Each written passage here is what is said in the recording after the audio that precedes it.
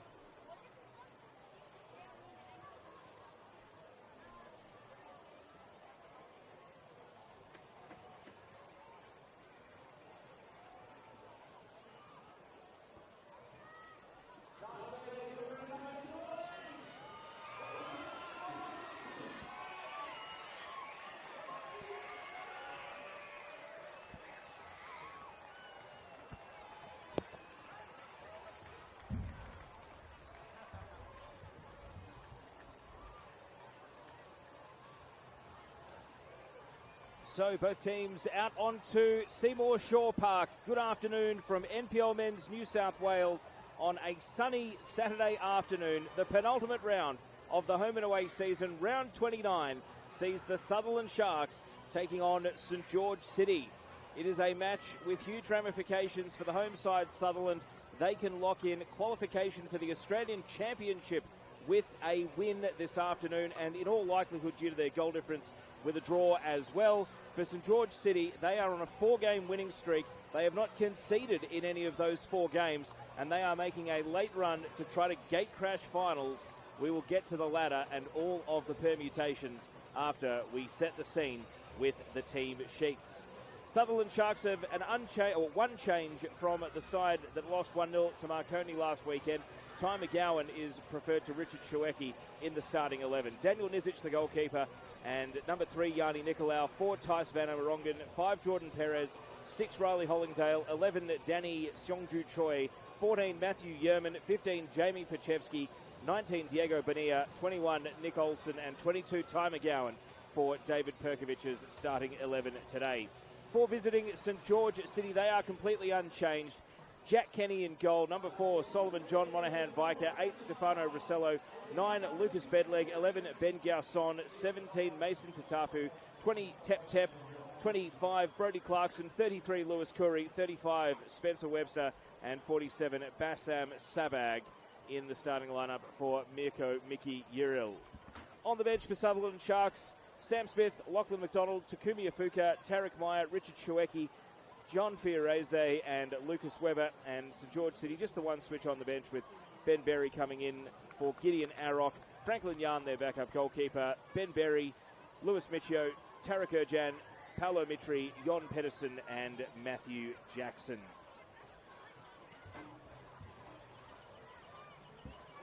Teo Pellizzeri with you for this one. Rowan Fisher is our central referee. This is what the NPL is all about. Massive crowd, perfect weather, and big consequences with 2 teams fighting for the potential to play not just finals, but even further afield in the Australian Championship. St George City are mathematically in the race. If they win today, they would still need Sutherland to lose in the last round, and lose significantly due to St George City's own goal difference. But all of the chasing pack are hoping for a favour today. As we get underway, Sutherland Sharks in the light blue, attacking the right of your screens. They are attacking towards Smithy's Bar in this first half, the new club pavilion here at Seymour Shore. And I tell you what, the weather is absolutely pristine here today. It is like summer has come early. Mid-20s, not a cloud in the sky, and bright sunshine, hopefully not too difficult for you watching at home. 4 p.m. local kickoff, so we've kicked off about 5 minutes late. And here comes the early goal kick after that ball was roosted out, bouncing off the synthetic right from kickoff.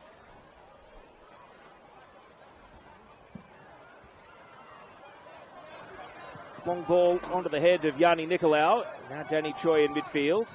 Tep Tep playing at centre back today. He's a towering presence, and he's taking on Diego Bonilla here for Sutherland Sharks. And now battle for possession. Nicolau goes to ground. The referee didn't see a foul. Savard plays it out to the form man in the league, Lucas Bedleg. He cuts into the penalty area, the French striker, and it's cleared away from him. What an impact he's made since arriving from the US college system.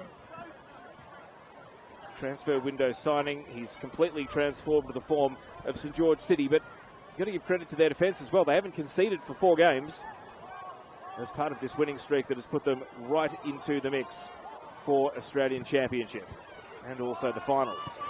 Long shot here is going to be hooked wide, so let's go to the table and put today's match in context. It's just the second game to kick off this weekend in round 29 of 30, the penultimate round of the season. Last night, Sydney FC with a 2-1 win against Rockdale. So top 3 are locked in. They can change positions with each other, but no one below can touch them. Sutherland 4th on 43 points. Sydney FC 5th on 40. Manly United 6th on 38. SD Raiders 7th on 38.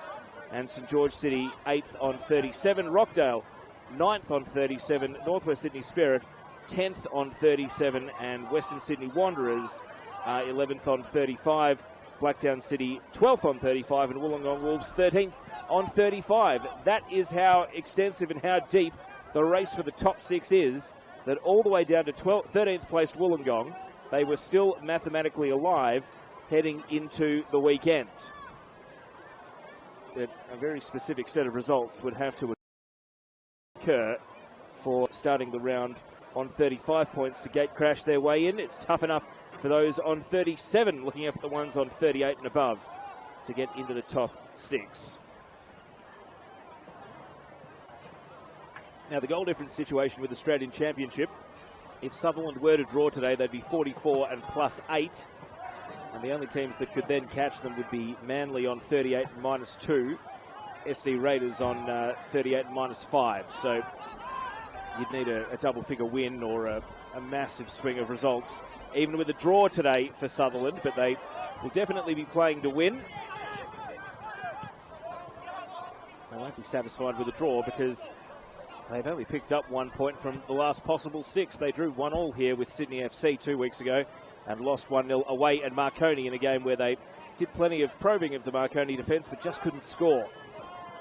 As they pass the ball around the back line here, Van Amerongen to Yanni Nicolau, and the ball breaks the wrong way, away from Danny Choi, and out for a throw-in down at left back. St George City lost 3-0 to Blacktown in round 24 since then. 1-0 against Sydney United, 1-0 against Marconi Stallions, and 1-0 against Rockdale, all 3 times Lucas Bedleg with the goal. And then they won 2-0 last week against Sydney FC. And here they go into the penalty area here. Stefano Rossello cuts it across. Oh, Sabag, fresh air swing, second time follow-up blocked away. Decent little chance there, though, for Bassam Sabag arriving in the penalty area. And now Sutherland will counter-attack through Nick Olsen, the defending gold medalist. Or the reigning gold medalist, I should say. And he forces a clearance from Mason Tatafu. And as you see over on the outside, the main grandstand is absolutely packed. Smithies Bar, people are hanging off the balcony.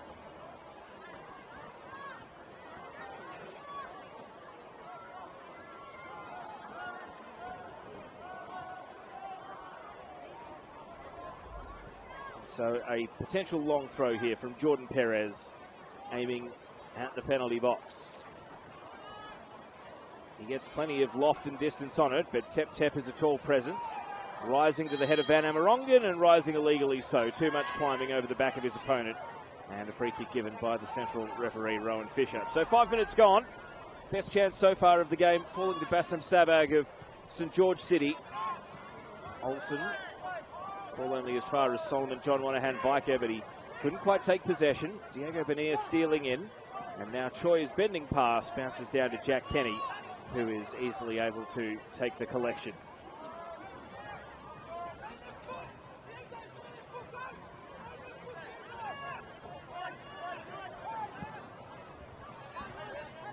Long ball here, and Perez watches it bounce down to his goalkeeper, Daniel Nizic.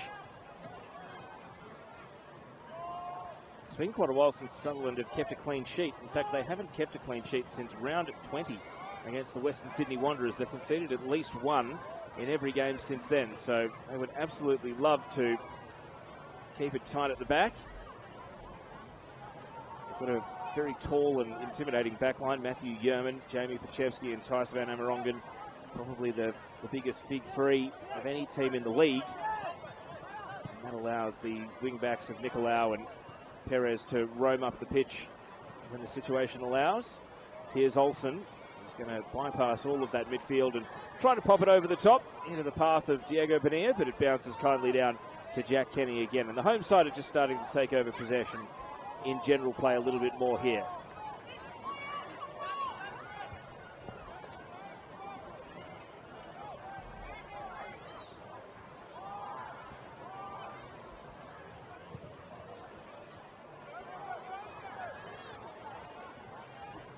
Long ball down the right and kept away from Rossello as it goes out for a goal kick.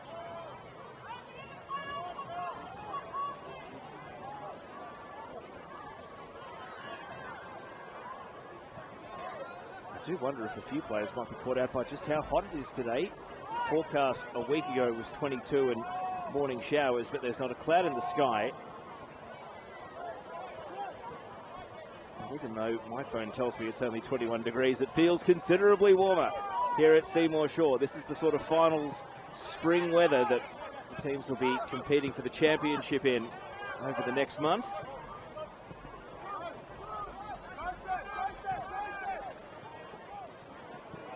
Cleared away by Nizic.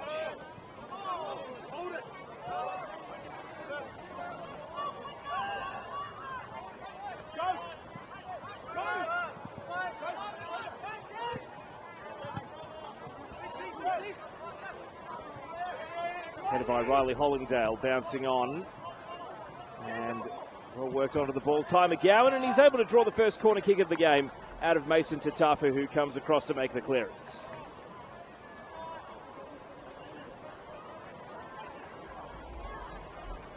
So a set-piece opportunity here for the Sutherland Sharks.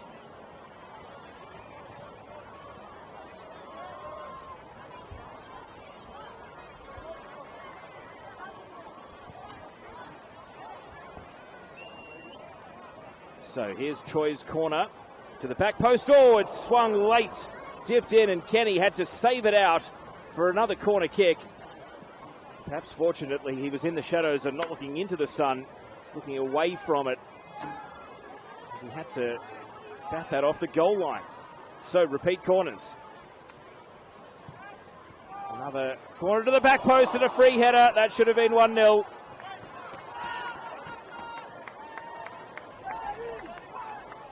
Oh, great chance for Jamie Pachevsky, and he knows it. And he runs back to his spot in the centre of defence. Perhaps Ruing not keeping that header down and giving Sutherland Sharks an early lead.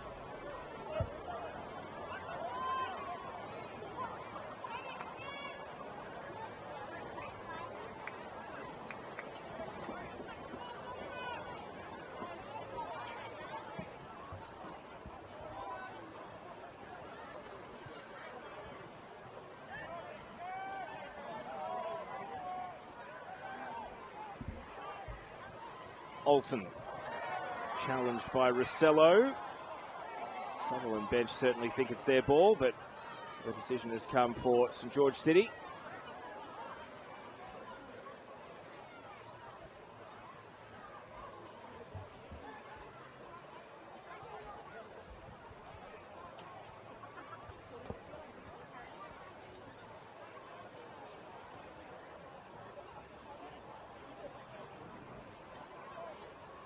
Here's Bedleg trying to work his magic, but he had no one on in the middle, so even though he tried to squeeze a crossover from the right-hand side, had he shaped it back towards the penalty area, there was no one home. It's out for a goal kick regardless, and it's taken quickly by Van Amerongen. Now to Nicolau.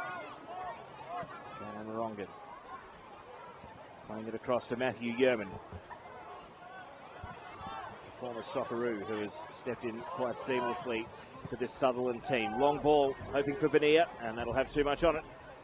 And of course, St George City, a fellow synthetic team that play out of Penshurst Park. It's quite a short venue. Jack Kenny more than used to fielding balls that get launched from one keeper all the way to the other, or long balls that bounce on.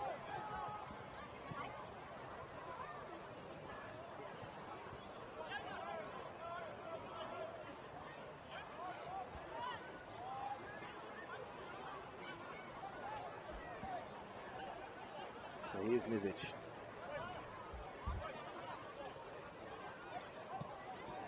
Van Amerongen back out to the left.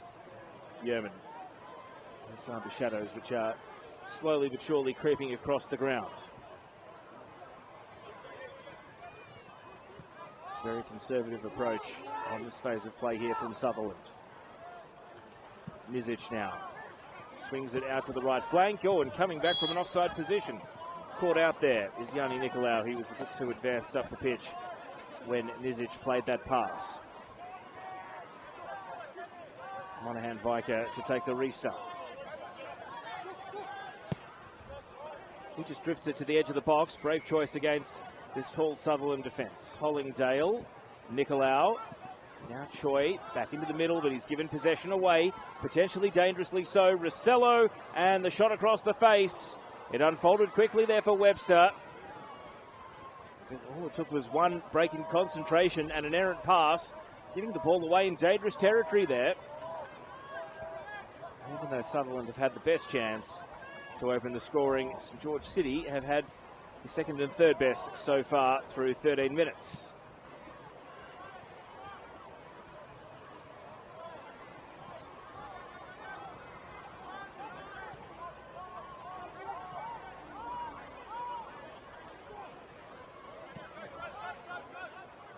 St George City just starting to get a little bit more animated in their front three as Sutherland knock the ball around. They are going to escape their defensive half through Nicolau, albeit briefly. Monahan Viker in the right spot to intercept. Flick on was clever from Rossello. Now Bedleg, back to Rossello. We've got Webster ahead of the ball, but he was just caught behind Yerman there. And Brodie Clarkson with a push in the back of Ty McGowan, giving away a free kick to the home side.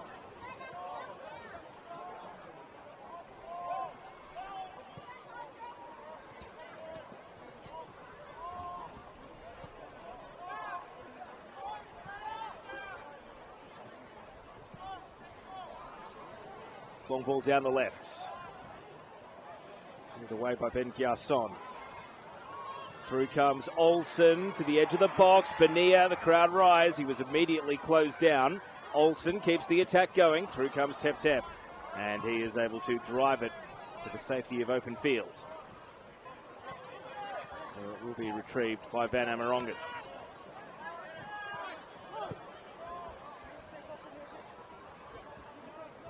Nizic switching over to Yerman.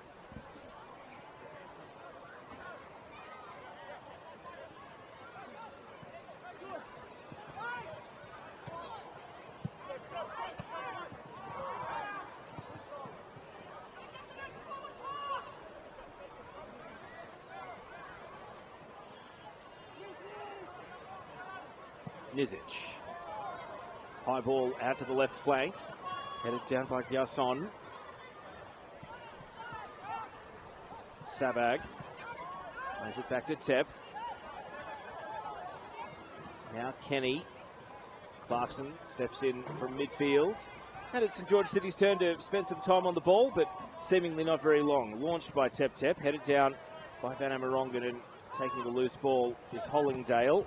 Quick network of passes. Choi wanted to move it on at all costs, but Brodie Clarkson was standing in the right spot to pick it off. Sabag. He goes back here to Lewis Curry. Can be such a busy player in midfield, Lewis Curry. See if he can start to influence the contest a little bit more.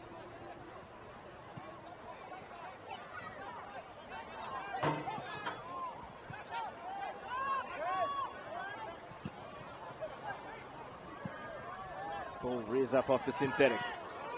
Nicolau arguing he was tunnelled, but play continues. Monahan Viker. You can see St George City growing in confidence before our eyes now. And that pass, maybe not to advantage anyone, causes Kenny to quickly break out of his line. Off the head of Hollingdale, Nicolau is going to have to retrieve it at right back. Did he keep it in? Flag stays down, so play continues. Curry's pass. Ducking and weaving. And not able to escape with the ball though. Bonilla. He wants to get forward, doesn't want to be trapped up at the halfway line. Back to Olsen, McGowan, and now Hollingdale. Olsen continues his run through the traffic though, and he ran himself into a bit of a cul-de-sac there. There were three St George City players around him as he tried to extract his next pass. Here's Clarkson. And he passes into a trap as well. Rossello nearly made it work out to Garçon over on the right side. Bounces out into the St George City dugout.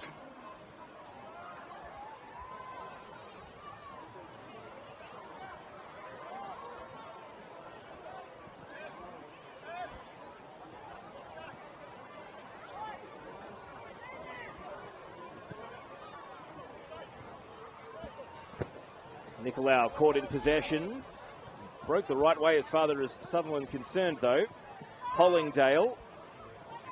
Now Riley Hollingdale, he advances, square ball, McGowan stepping through, shot it into his own teammate, gets another chance, it's a sea of legs, who's going to keep their composure in there? Hollingdale, the ball spills again, and blocked immediately, cleared away by Webster. A bit of a helter-skelter phase of play, and it ends with Perez committing a foul here. And it will be a free kick to St. George City right down on the last line of defence, but in that scrap, Ben Garçon has stayed down. There were players just hacking at the ball at the edge of the penalty area.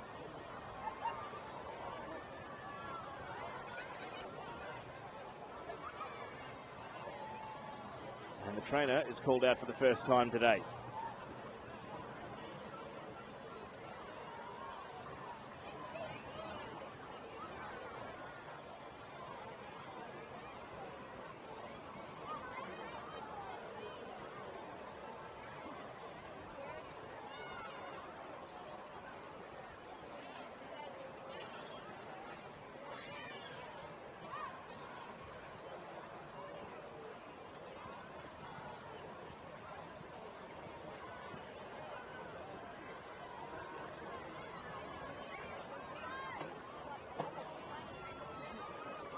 Treatment continues here for the St. George City right back. Ben Garçon was at Wollongong Wolves last season. He started the campaign at Sydney Olympic before moving to St. George City in the window.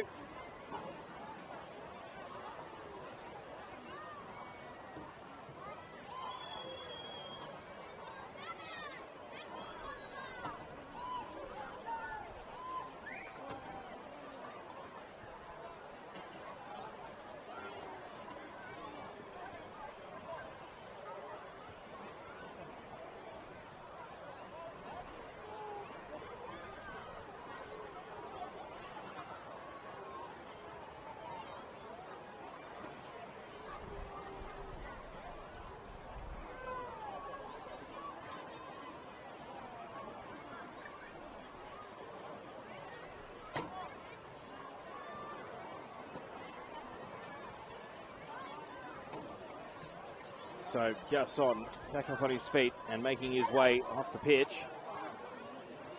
No indications that there's going to be a substitution though. But it will, for now, be 11 versus 10 and another long throw opportunity. We saw one earlier in the half from Jordan Perez, which Tep headed away. And he decides against the long throw, maybe for that reason. Hollingdale is going to swing it across. He nearly picked out Pachevsky. He was surrounded by three defenders. And it was Pachevsky who got the header on the ball, but it just kept sliding across the face and out for a goal kick. So 20 minutes ticked by, scoreless in this first game on Saturday of NPL Men's New South Wales. One result already this weekend. Sydney FC defeating Rockdale Illingdon 2-1 last night. And coming up later this evening, 5:15 p.m, UNSW hosting Manly. 5:30, NWS Spirit against SD Raiders from Valentine Sports Park. And then at 6:30, the big one, St. George FC against Blacktown City. That one absolutely vital for St. George as they try to avoid relegation and at least get into the promotion relegation playoff. Brave footwork by Tatafu inside his defensive penalty area, but he's able to step out of trouble and potentially set the revived Garçon away. Down the right sideline he ventures. Webster can't chase it down. But good news for Ben Garçon. Well, actually, maybe not good news. He's still hopping up and down, and he's going to take a seat, and this could be an early sub here for St. George City. Because now he's taken this seat right in front of the bench. We've got a sub warming up here for the visiting side, so this is unfortunate for Ben Garçon, and St. George City are going to have to burn an early sub here in order to replace him, it seems. Lewis Michio, perhaps the obvious choice to come on here, but we'll have to wait and see who exactly gets summoned to come on here at fullback.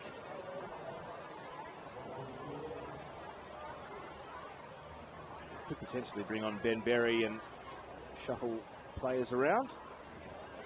So, first sub of the game goes through. Ben Garçon's afternoon is over. And it is indeed Lewis Michio who comes on, and he'll seemingly going at left back, and that'll move very versatile Solomon John Monaghan-Viker in the captain's armband over to right back. And there's almost nowhere, except maybe goalkeeper, that SJMV can't actually play. So here go the Sharks on the attack, sweeping cross off the head of Tep. The follow-up all-important Sabag back helping out his defence as Yanni Nicolau pushed him all the way up the pitch. Olsen, McGowan, Ty McGowan. Good close control. Frees Yanni Nicolau. And the cross mishit. Cleared away by Tep for a throw, but Nicolau had open space there to try and whip one in, and he just didn't get any elevation on the ball. Feels like the game has sprung back to life after a couple of flat minutes, both before and during the Ben Garçon injury break. Fans are continuing to come through the gates here at Seymour Shaw Park. Words got out about what a good day out it is here in the NPL New South Wales. Perez with a long, flat throw, skimming off heads. Rossello clears it away. And now he leads the charge towards Yerman, who was just relaxed in his jog back to the ball. He timed his run to perfection. He clears it back to Nizic. Now Nizic with a long ball out to the left. Monaghan-Viker, recast at right back, wins the header to Webster. Webster advancing. He's got Bedleg next to him. Lucas Bedleg. And the ball holds up right on the line. It did not squeeze out for a corner there. Sutherland looking to build, and they can counter here. Oh, thrilling from Perez. He was nearly away, but a good challenge coming through to strip him of the ball.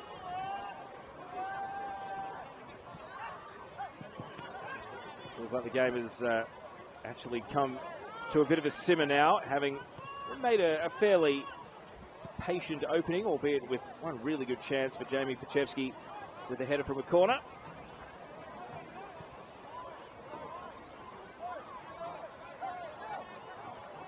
Tep. Shouts it forward, carrying across the pitch. Curry. To Tafu. Olsen joins the press. St George City exploits some gaps. Clarkson turning. Look at that. All the way up the pitch is Van Amerongen. So the press is starting to really commit here from Sutherland. They're hunting the ball. Curry.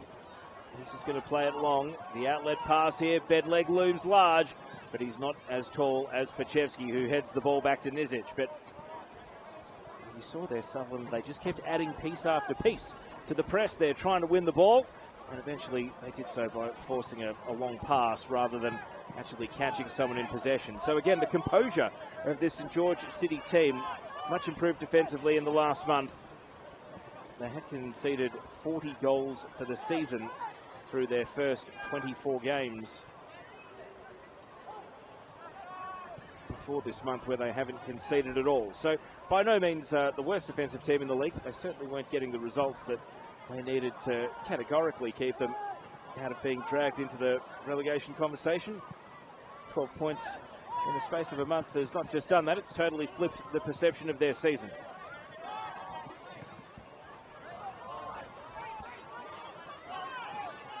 Here's Clarkson. Holds it to Bedleg. McGowan's header back to Clarkson. Duel ensues. Tep.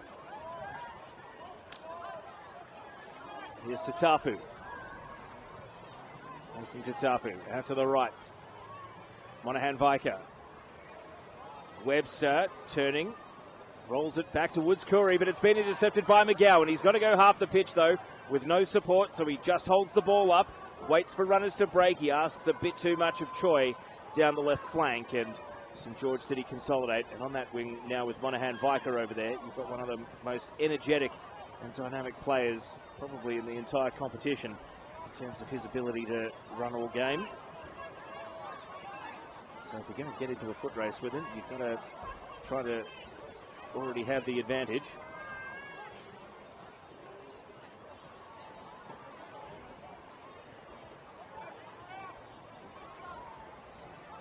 So Perez with a long throw down the left touchline. Over the head of Monaghan Vicar and bending out for a St George City throw in. Under the grandstand. There's only a handful of spare seats in the stand. There are, I would say, at least 500 fans over on our camera side of the ground. Potentially more. There's so many kids running around, it's hard to do a manual count because they're all on the move.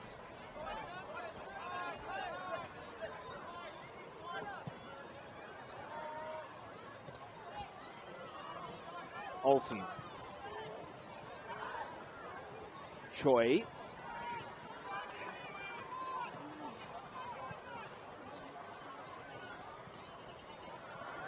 Flick down into the left corner. Perez advances onto the ball. Lots of power on that drive across the face. It's going to be collected on the opposite side. Nicolau tried to cut around his marker. Sabag coming back. He's just been able to hold Nicolau up and forced him to concede some ground.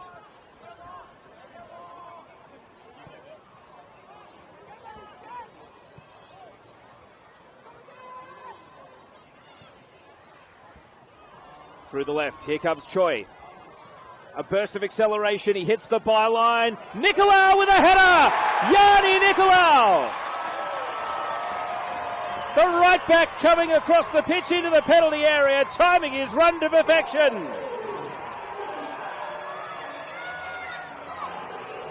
And you hear the swell of support around Seymour Shaw Park as the home side Sutherland Sharks take a 1-0 lead in the 29th minute.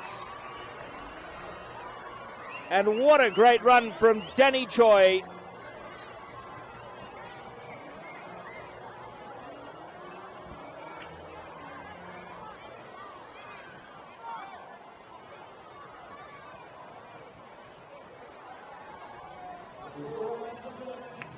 And after a bit of a patient opening half an hour, one really good chance that did go begging for Sutherland, but it is in the air that they do find the opening goal of the game. Nicolau with just his second of the campaign. He scored in the 3-2 win against Apia Leichhardt back in round 22. And he has nodded home there. Jack Kenny really left exposed by his defence not tracking the advances of Nicolau. And Sutherland had picked and chosen when to commit various players forward. We know they've got these two wing backs, but we've seen other players come forward and join the attack, and now St George City looking for an instant response, and that's bombs away. No deflection either, so high and out on that attempt.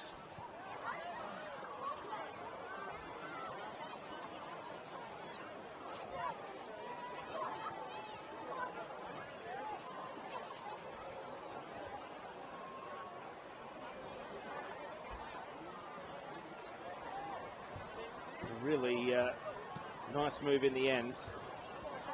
Rosello, who had that chance there, the shot for St George City. But Danny Choi started the game on the right. He moved over to the left, swapped with Ty McGowan.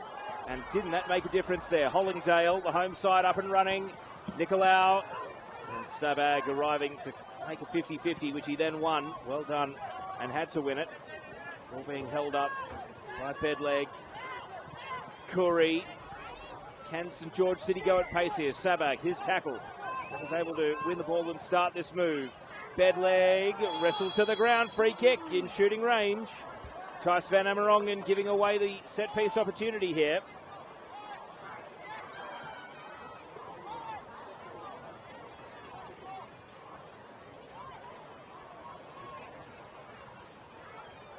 We'll get this free kick and then we'll get to the live table and what that has done to the standings. Lucas Bedleg, 3 goals. He's been the game changer for St George City. All 3 of them match winners in a 1-0. St George City have just conceded for the first time in a month. Can he fire them level? It's Bedleg. Oh, gave him a wrap, and he's launched that over the net behind the goal. And the kids on the hill are going to rush up to the fence and feed it under the net to Daniel Nizic. He's got his own fan club down there with all the young fans.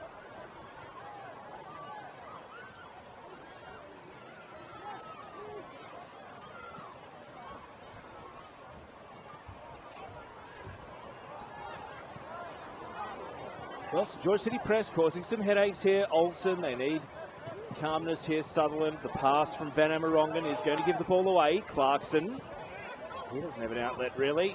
All his passing options were being closed down too. Well played Nicolau to come in and win the ball. The sun is nearly about to duck behind the row of trees behind the grandstand on the outer. The shadows have crept along the ground. So the second half, I can assure you, will be a little bit flary in terms of looking into the sun, but over the next 10 to 12 minutes plus stoppage, I don't think we will be so fortunate. The players are enjoying the shadows now, though.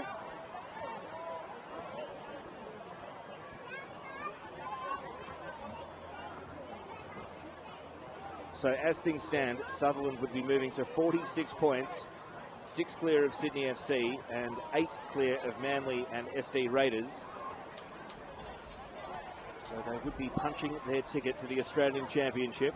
Of course, you can decline it if you qualify and don't want to participate, but I think it's fairly obvious that Sutherland very much do. I think every team very much does. We've seen SD Raiders go on a great cup run in the Australia Cup, which ended during the week against Sydney FC.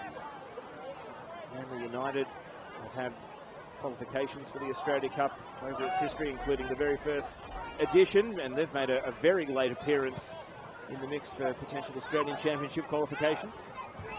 Here's Bassam Sabak.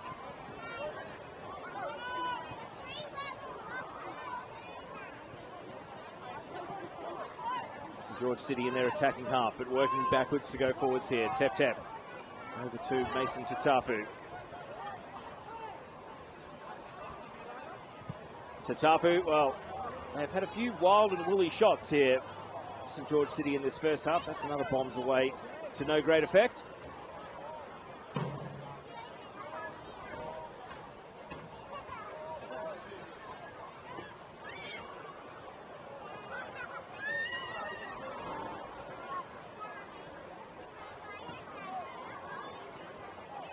Matthew Yerman looks up at Rossello and has to play a quick long ball. Tep with an energetic header, but Hollingdale's at the fall. He's outpointed by Curry, who kept his feet. St George City looking promising again here.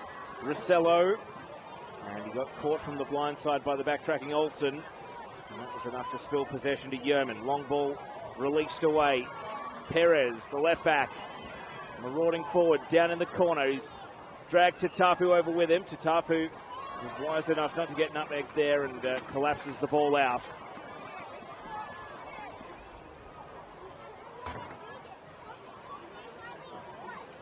St George City have responded well to going behind. They haven't had a signature chance to score, but certainly starting to spend a lot more time down in their attack. Sutherland have a long throw here to try and establish a 2-goal buffer. Perez leaning against the fence to start his run-up. Here he comes, hurling the long throw. Up goes Tep, he heads it away. Perez taking on Webster, shoulder to shoulder. It is a corner kick. Well played Perez there. And so Hollingdale will go right over under Smithy's bar, under the balcony on the new Sutherland grandstand, and try to swing in a successful corner kick here.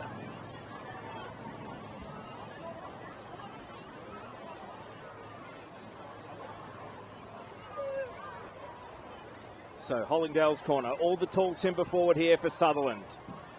High looping ball, Kenny bats it away, had Tep treading on his toes. Little pop header right on the line, and the goalkeeper has to scoop it out. We've got two players with a head clash. It's not immediately obvious if this will be a corner or a foul. Sutherland are certainly acting like it's going to be another corner here. But in the meantime, Lucas Bedleg is felled after contesting for the ball in the air. So he was going up as his opponent was coming down there, Lucas Bedleg. So a bit of a firm collision, unfortunately, for him. And the trainer has been called out for both players here. We were already going to have a bit of stoppage time at the end of the half due to the injury for Ben Garçon. So tag on a couple of minutes more, you suspect.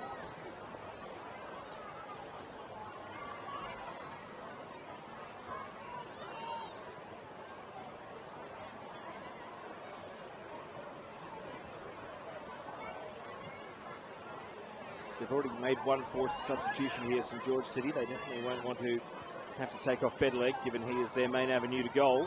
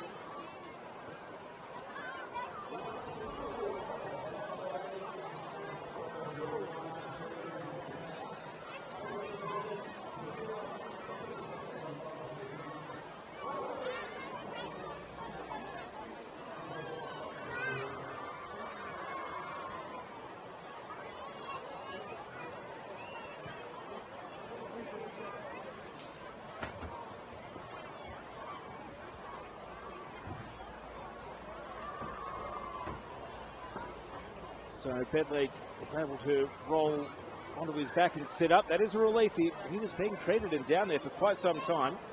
I must admit, I was commentating the match at Christie Park about 5 or 6 weeks ago where Lachlan Allen, the young goalkeeper, suffered a suspected neck injury, and that game ultimately was blown full time on 90 minutes after he received 10 minutes of treatment and couldn't be moved off the pitch, and so it was close enough to the end of the game that the referees just blew full time. But can't help but be very concerned when you see players stay down and just not move at all while receiving medical treatment for such a long period of time. But Bedleg, it appears to be a cosmetic rather than a structural wound, which is the problem here, because the bandages are out and he's getting the full head bandage here. So the St George City doctor has clearly had to administrate some treatment on the fly. The good news is that he's not going to be waiting for an ambulance. He's going to be treated on the run.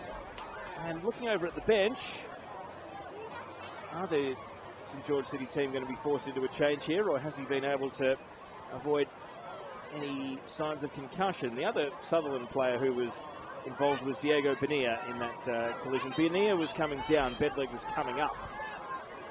Where he appears to have really hurt himself with this collision that he's suffered.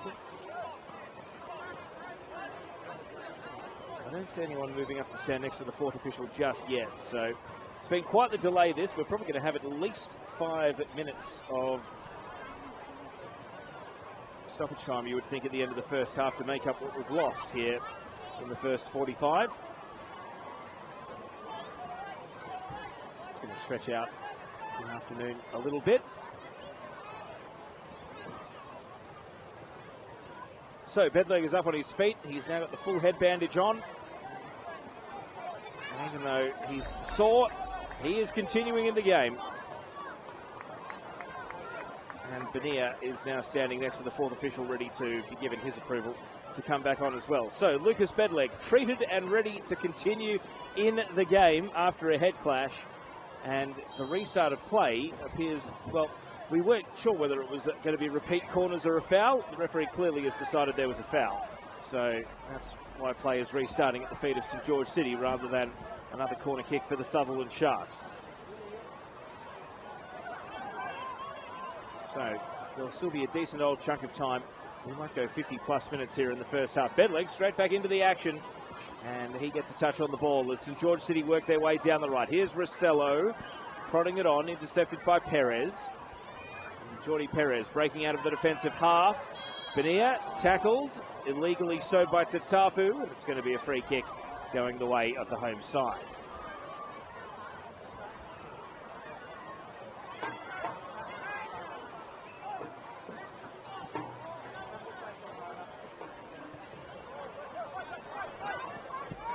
Pass out to the right, Nicolau.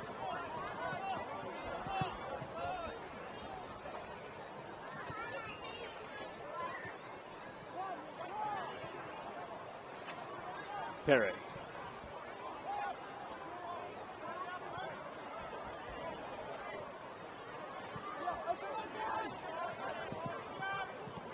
Van Amerongen. Early ball, Hollingdale breaking out to the right flank. Riley Hollingdale, first time ball, McGowan making a low run and the tap in for Benia! Brilliantly worked by the Sutherland Sharks and they have a 2-0 lead. Well, it was just a story of persisting and not giving up on the loose ball there from Riley Hollingdale. It was a good little underlapping run from Ty McGowan to call for the first time ball. And then Benia, striker's instinct. He was on the end of McGowan's pass. And the right to left relay pays dividends for the Sutherland Sharks as they go up by 2. And Benia has his second goal of the season. And it's actually the same pattern of scorers as when they played Apia Leichhardt here back in round 22. Nicolau with the first, Benia with the second. And they have both doubled their season tally.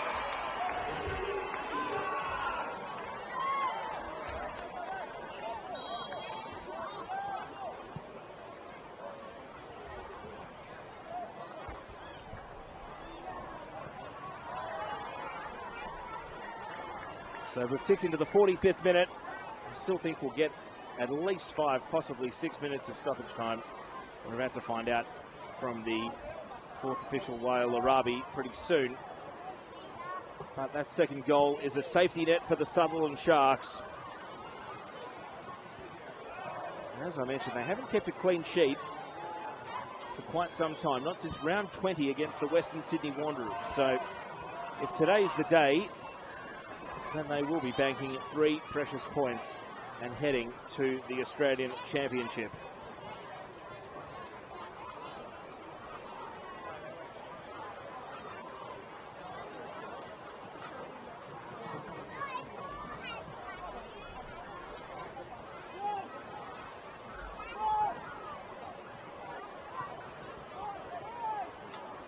Six minutes on the fourth officials board to finish the first half here at Seymour Shaw Park.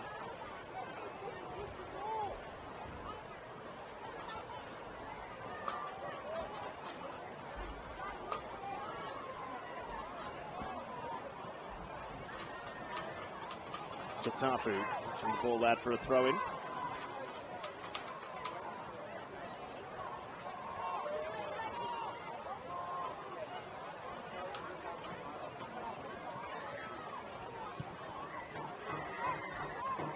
Tep.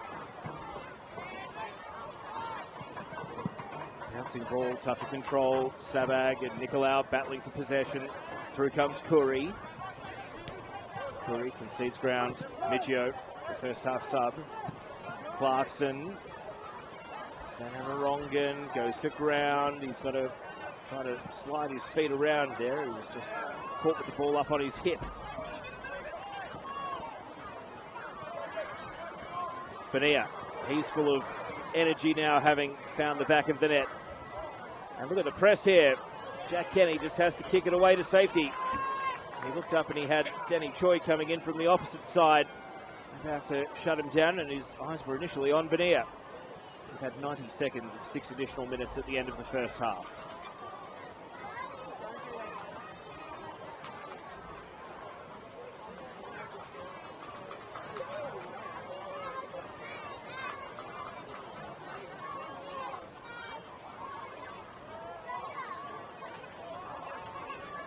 So Perez has been willing to come across the pitch for his long throws.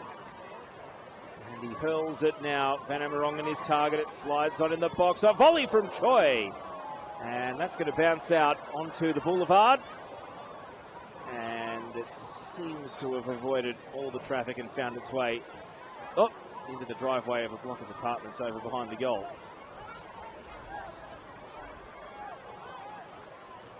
Quick goal kick, restarting play. Hollingdale leans into a header. Perez. And that's going to sail out for a throw-in.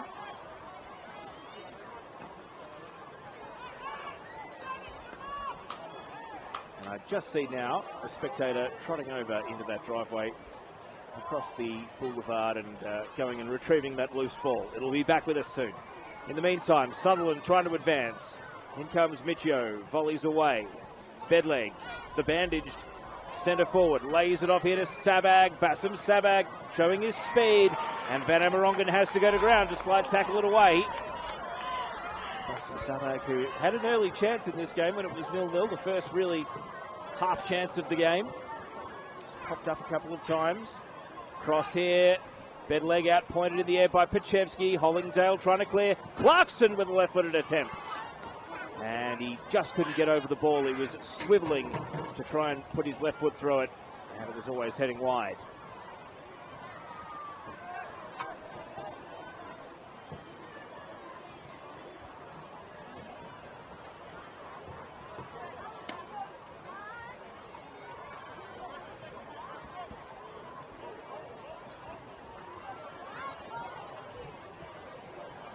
So, restart of play from Nizic. Clock here at the ground stops at 45, but my watch shows 4 minutes played of additional time. Still time for Sutherland to hunt for more, seemingly. Nicolau. Van Amerongen. And away goes McGowan. And that one's too close to the keeper. Good calm catch in front of the eyes from Jack Kenny. Ty McGowan now with an assist to his name, though. Sabak. High, hopeful ball, and Nizic comes out and almost like a centre-half forward on the lead in AFL. He just plucks it out of the air. Got the arms up and made a good confident catch. Perez, Benia trying to nick it around to Tafu here, but Tafu sticks to his task and he's able to win a foul from the advancing striker for his trouble. So St George City, they've had chances, not amazing moments to score, it must be said. And they have been a little bit wasteful with some of the long shots that they've just had a speculator on. Now we'll see if Bedleg re-emerges for the second half. No reason to think he wouldn't, but there could always be delayed onset symptoms of concussion if he did take a head knock. Which he most certainly did, due to the bandage he's wearing. So hopefully he doesn't start to suffer at any point during the remainder of the game, having been given the initial tick-off from the doctor.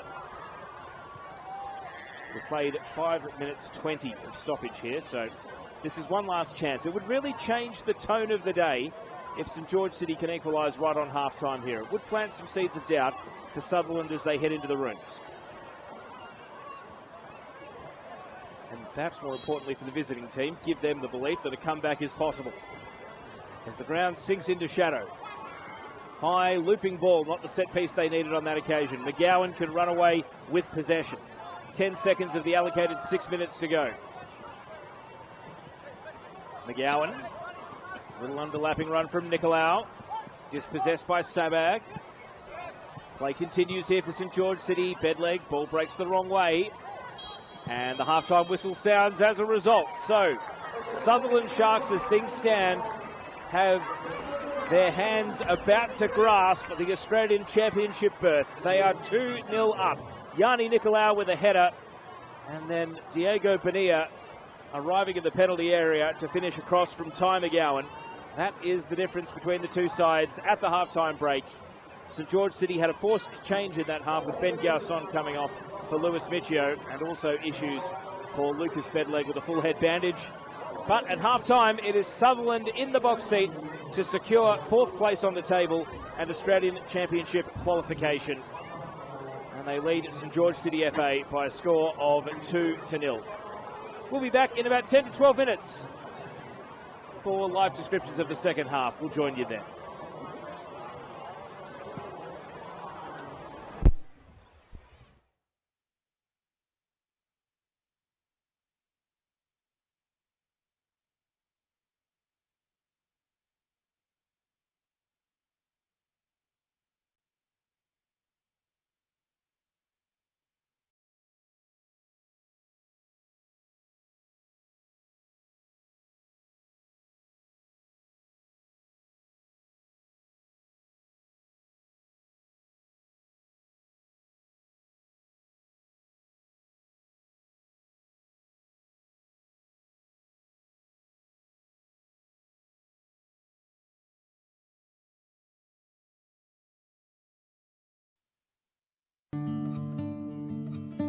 Every week, hundreds of thousands of people turn up around football grounds around New South Wales. Parents, kids, refs, coaches and volunteers. Cardiac incidents can happen to anyone at any time on the pitch. Right now, not every club has a defibrillator.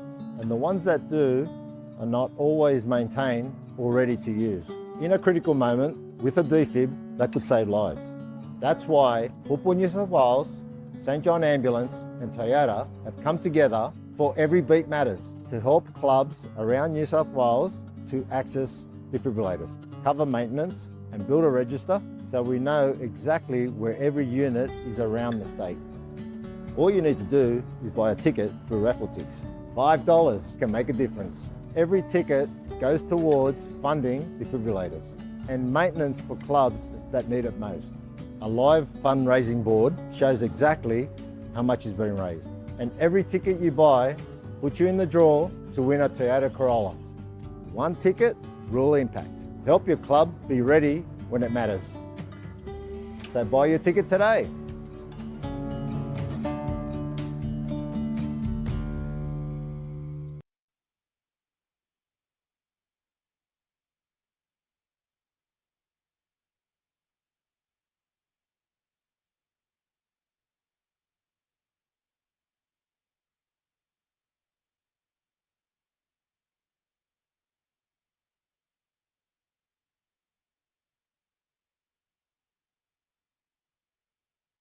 Teff was there, but it never quite got to him. Just lifted a little too low for his liking. Back towards the corner kick taker. Dashed onto his left foot. Good ball in. Teff is there. And then the shot from Tatafu is crashed home. What a time for your second goal of the season. With some well above that. 2 hands raised. Last time they did that, they led to a goal. Teff is threatening. Wins the header. Williams kept it out so far. And then it's bundled home. The set piece. So threatening. Cunningham is making that run in behind. Can Scutterich find him? He can. Cunningham looking for someone to cut it back for. It's with McStay. A lovely goal by St George FC. Delivery is on its way from Casella towards the far post. This time it's not it down and not it in. And a massive goal for Isaac Cunningham. Lawal gets up for the header, it falls back and it's a good shot and it's gone all the way in. And the Wanderers have a goal back through Bradley Marzal. He's in behind Bevan now. Ortiz, can he step inside and shoot? Steps inside, steps outside, Presley Ortiz drives it in low and opens the scoring here at Lambert Park. Plays it forward for Conestogo. He's in an absolute acre of space here, Michael Conestogo. Everybody is backed off. And he's unleashed Segredo. Segredo has got Ortiz and Jordan. Ball is sprayed in for Presley Ortiz! They would have played in cup runs before. And here is Kuta floating it over the top. It's been left. It's Fong, and Fong dinks the ball in there. 3-0. Here again is Hannigan and Shuriaga. They're at it again. And Rag drives it in low. It's half cleared. It's 3/4 cleared. It's fully cleared. The shot is in for Chianese. They have got themselves back into it.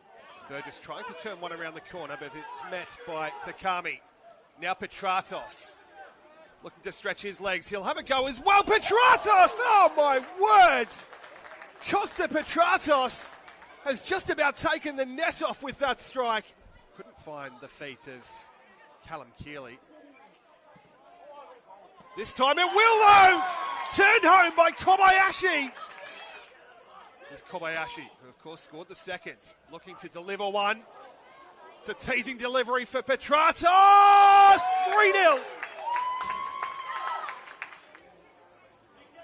Corner will be swung in. Near post delivery, flicked header. Petratos, bouncing ball, struck sweetly into the bottom corner. Costa Petratos has his third. To Armanakis, who broke over to the left. Armanakis, the return ball, caught in his arm, promising first touch. Can he free the feet for a strike? And it's tapped in by Callahan. Sydney Olympic take the lead.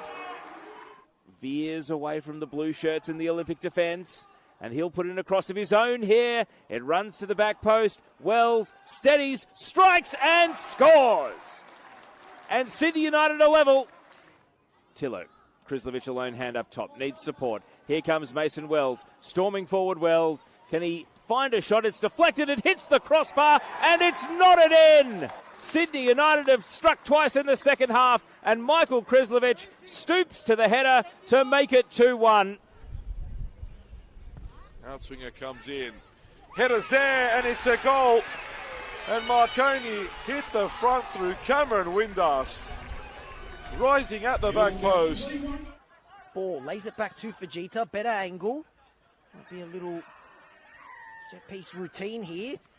And the shot is an absolute screamer from Christian Butkovic. On a couple of occasions, they go long in the direction of Najjar. It falls for Moody Najjar. Instant response by Rockdale. Yes, he can. Tries his best with the back heel. Mashavecchio goes in the direction of Fujita. Rides the challenge here. Yuto Fujita in on goal. He's just holding it up and waiting for support. He gets it in King. He might go himself, and he may have just won the game with a brilliant solo goal. Yuto Fujita may have just ended Wollongong's horror 3 months in.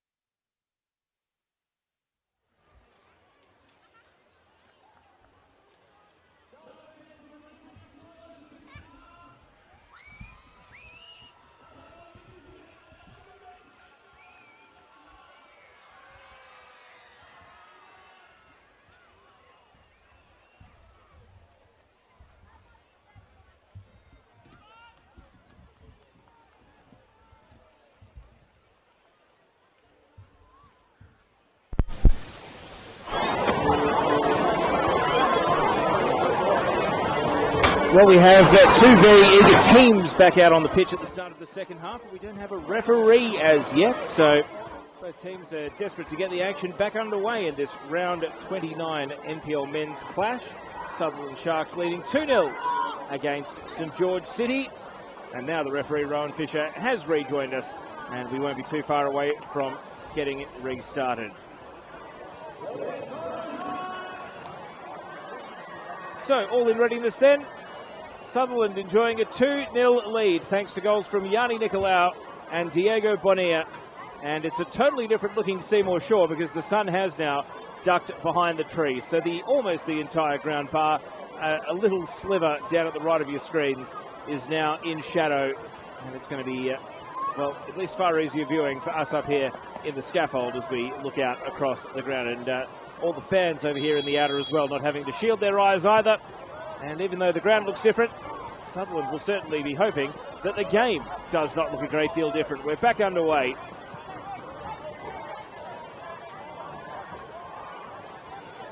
Tep on the ball for St George City. It doesn't appear as though they've brought out the same 11. Paolo Mitri is now starting this second half in attacking midfield, and it looks as though the bandaged Lucas Bedleg has had to make way at the half-time break after he suffered a head clash in the first half. So Mitri on, and it looks as though Matthew Jackson has been subbed on as well in the number 27 shirt. So a new look attack at the beginning of the second half here for St George City. We see an attempted long ball here. Bassam Sabag, he has stayed on the pitch, as has Spencer Webster.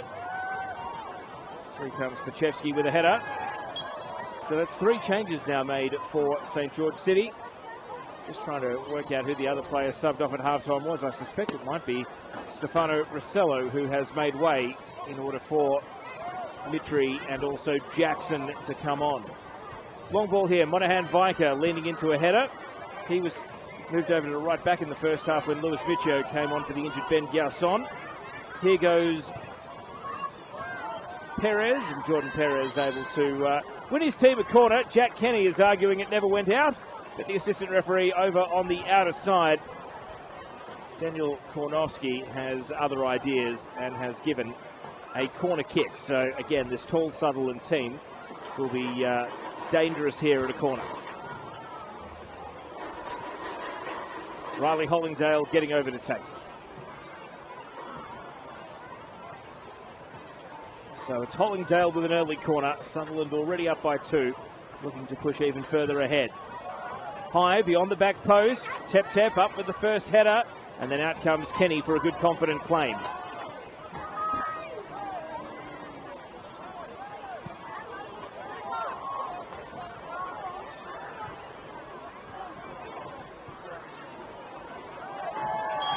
And a collision here on Jackson. So one of the halftime subs able to immediately win an attacking half free kick.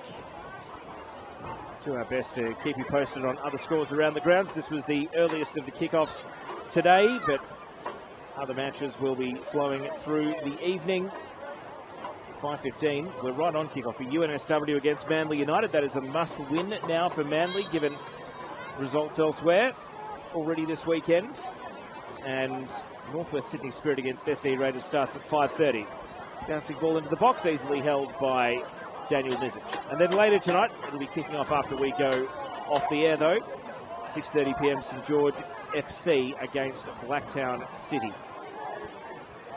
Just down walking among the crowd at halftime, trying to avoid getting bowled over by all the youngsters chasing their own soccer balls around. Long queue at the hot dog stand.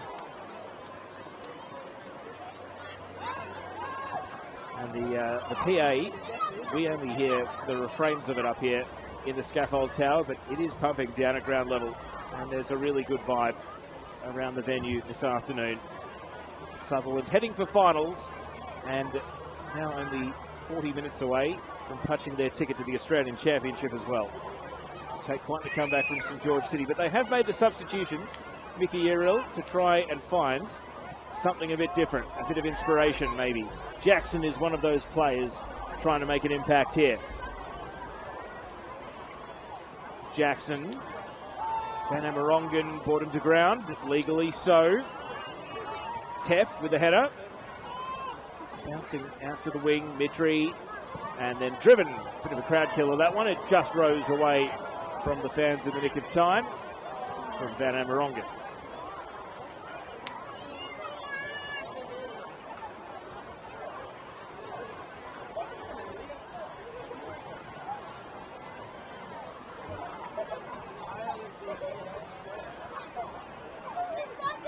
So throw in for St George City, down in attack, Curry.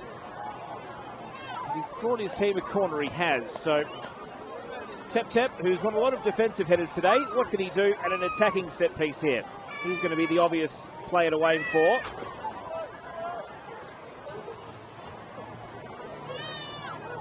He has scored one league goal this season, one in the cup, so he's not prolific, but he's in there, hoping to get on the end of this ball. Tatafu was the target. Pachevsky heads it away from him. It falls in the box. Tatafu sweeps his right foot through the ball. Lots of traffic in the way. It's not clear yet. Spectacular attempt from Monahan Viker. He sliced the ball, though. He didn't catch it true. And now Jackson's shot from the left flank is blocked away by Bonilla. Getting it done at both ends. Solomon John Monahan Viker went for the bicycle-style kick, but he only caught it with the outside of his right shoe. Here's a throw in. Up goes Van Amerongen.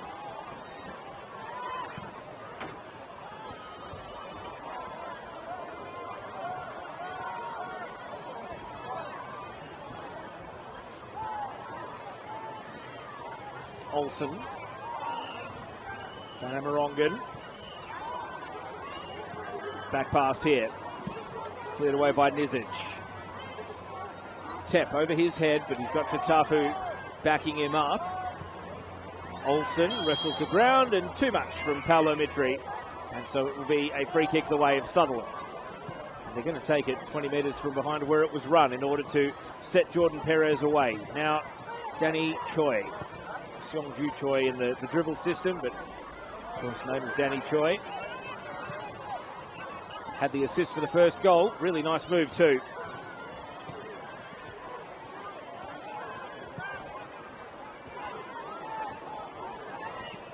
Over to Perez. Perez headed away by Tep. Now from the right. Oh, improvised finish from Hollingdale. A little step over drag. And he was putting it just wide of the target. Kenny down to the ball, but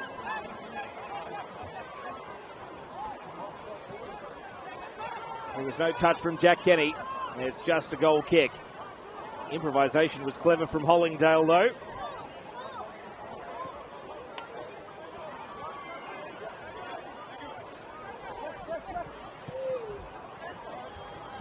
Jackson looking to bounce onto the ball, but it just rose enough for Pachevsky to come through and clear.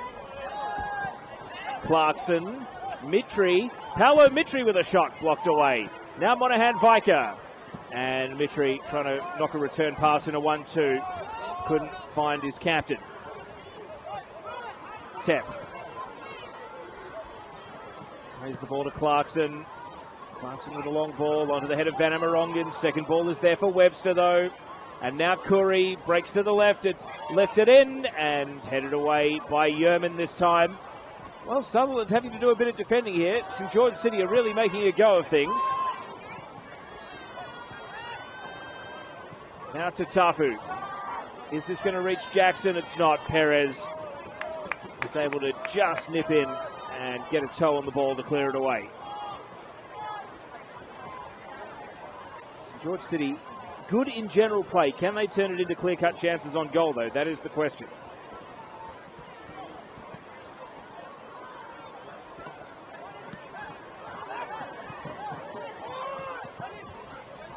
Choi. Plays it back to Perez.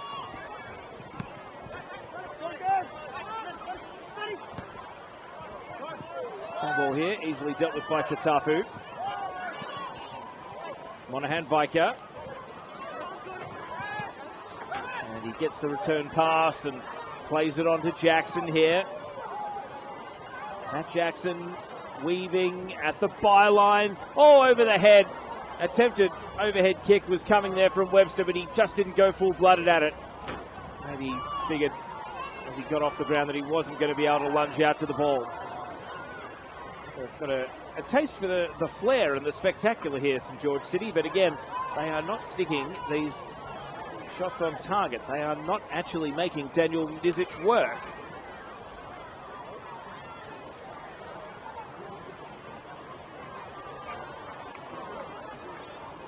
Now the ball runs out, so really fascinating last 7 or 8 minutes here. We're almost 10 gone in the second half, and the visiting side, well, they're making a go of things, but you wonder if they don't score here, could they be vulnerable to a knockout punch in the third Sutherland goal? As I mentioned a couple of times in the first half, Sutherland have not kept a clean sheet since round 20 against the Western Sydney Wanderers.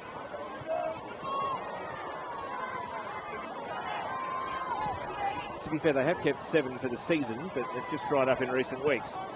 Here's Hollingdale playing the ball to Perez. Kenny half committed off his line, but Tafu came in to cut off the angle and clear the ball away.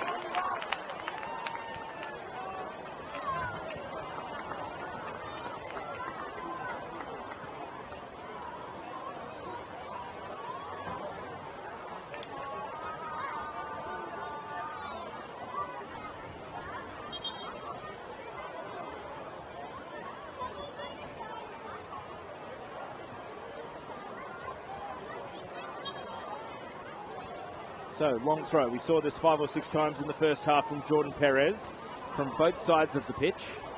Teff dealt with most of them, and he deals with that one as well. Oh, shouts for handball. Webster volleying it up into his own hand, so either the referee didn't see it or decided to let him off for that reason.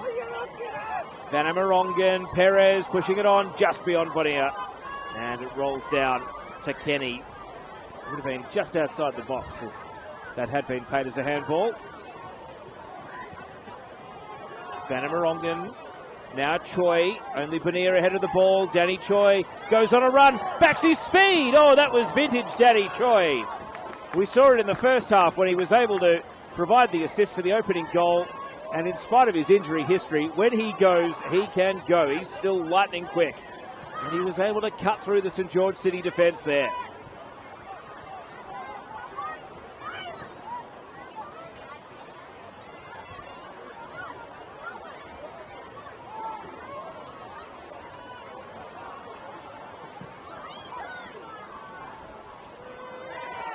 Hollingdale, Tepp stepping up into midfield on this phase of play. Agriculturally so, gives away a clumsy free kick. We haven't had the referee, I think, even consider reaching for his cards in the first half. This is probably the first really needless foul of the game. Comes with a discussion rather than a booking. And we're working our way towards the hour mark. St George City have already made 3 substitutions, so maybe not expecting activity from them. Sutherland made just the one change to the starting 11 this week, with McGowan coming in for Shawecki, and McGowan did get an assist in the first half, so I imagine he's going to be left out there before Shawecki is turned to. Here's Webster, things opening up for him here, and then closing just as quickly as they opened from Pachevsky. Bonilla turning, leaving Tepp prone on the ground, and Monahan Viker able to get back and feed the ball to his keeper. Hurried clearance though. Choi and Hollingdale are going to win it back. Bonilla killed the ball nicely. However, through comes Clarkson. Yeoman and Bonilla trying to hurdle through challenges one after another, and eventually he is felled and a free kick to go with it.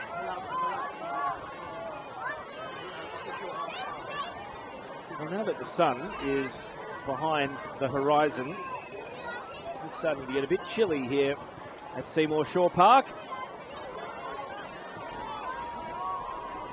Still perfect weather though, not a cloud in the sky, not a breath of wind. Perfect conditions for football on this August afternoon. And a free kick for the home side, the Sutherland Sharks, to be taken by Nick Olsen. Olsen drifts it into the box. First header is Yeoman's, and it goes wide of the target. Kenny out of the equation, but he didn't need to go sprawling for it. He read it better and was able to see it past the post. Quick restart of play and headed out for a throw-in by Yanni Nicolau, the opening goal scorer of the game. And that will take us into the 60th minute. We're at the hour mark. There's been no change to the halftime score. Sutherland enjoying a 2-0 advantage, which will lock them in to the Australian Championship if they can close this out.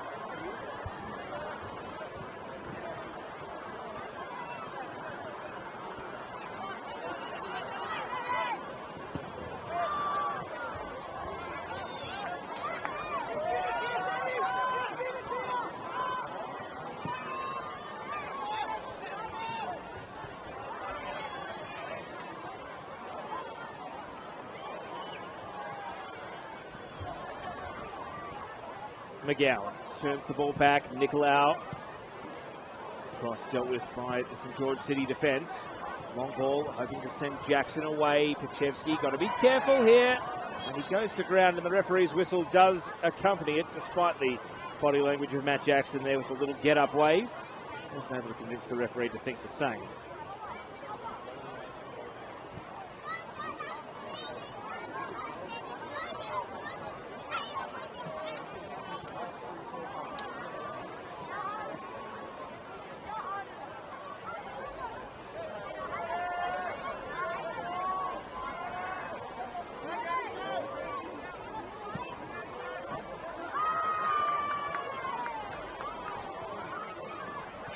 Tip.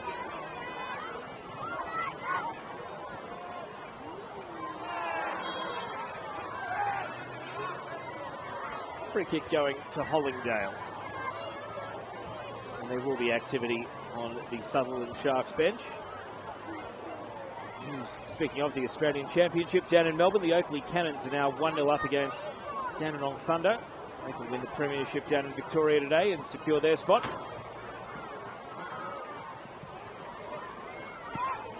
Clearance, little half volley from Pachevsky. Monahan-Viker following up Hollingdale. Monahan-Viker, through comes Olsen. Olsen wills himself onto the ball. And then he tried to send a cross out to the left to Choi rather than continue his advances, but it was blocked away. And the free kick going the way of St George City now.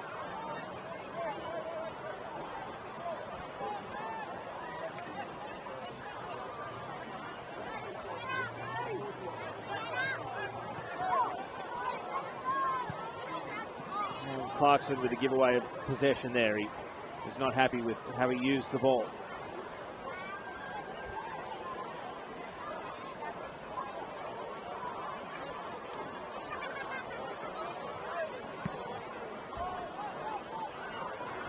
Looking across the pitch, I think it's Tariq Meyer who is getting ready to come on here for Sutherland.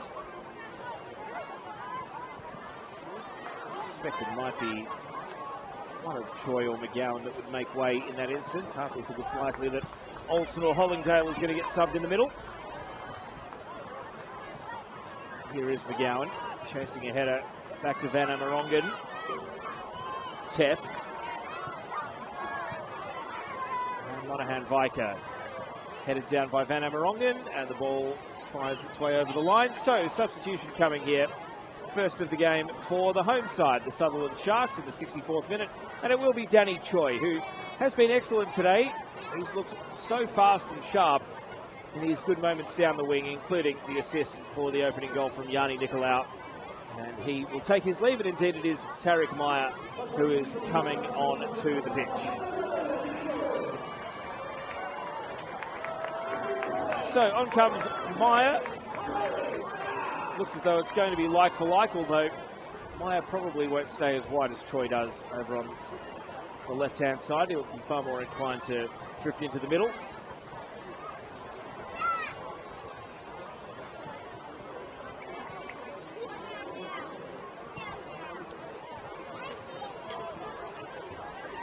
Tap with the header.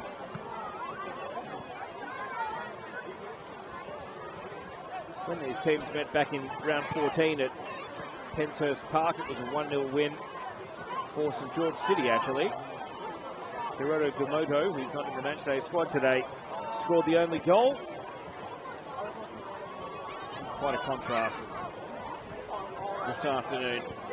It's St George City who are the ones struggling to just get that final shot on goal going. Here's Myers' first touch off the bench.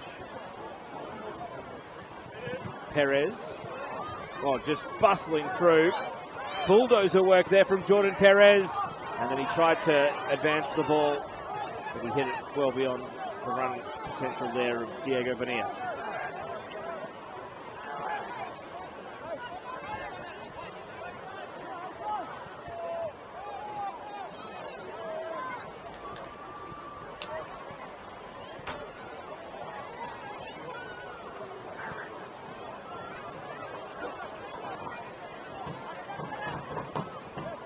Tafu.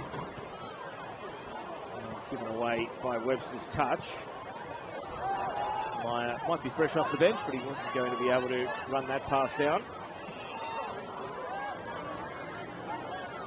Clarkson. Hopeful long ball. Sliced sideways by Van Amerongen, but Yerman is able to send it back to Nizic.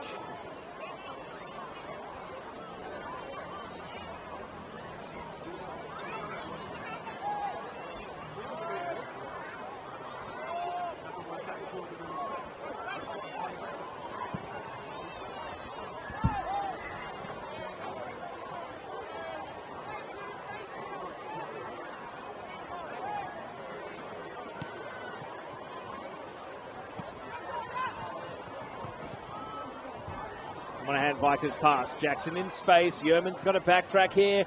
Jackson into the middle. And Webster on the spin. It caught a deflection for sure. It's a corner. Well, things opened up there, and St George City were in behind in a flash.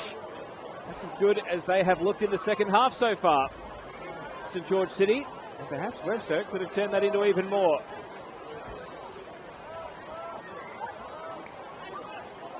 So they have a corner. If they score here, there's plenty of time to go in the game. Don't forget, St George City are battling for a final spot of their own. They were on a 4-game winning streak coming into today.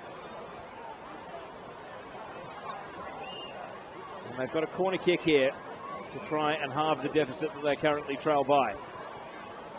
And held on to by Nizic. Oh, good goalkeeping there. Monahan Viker was throwing himself through, but not able to affect the play. If they do lose, St George City will be on 37 points, but with a minus 15 goal difference. Manly United have just kicked off against University of New South Wales. If they win today, they would go to 41. So St George City would be 3 points out of 6th, and they would also be 10 goals difference out of 6th. So given that Sydney FC's opponent next weekend, and St George City will be playing Apia Leichhardt, you would think that would be mathematically possible, an unassailable deficit to be able to make up in a single game. So they need something today. They at least need 2 goals to get back and make it a draw. Otherwise, they will in all likelihood be eliminated from finals. Here goes Nick Olsen at the other end, though. Sutherland advancing. McGowan goes to ground. Nicolau's got one already tonight. He's being guarded by Michio. Leaves it for Hollingdale. Through comes Perez. Blocked away. Meyer. Tough ball to control on the synthetic. Through comes Perez. I don't want to give up on this attack here, Sutherland. They are still going forward.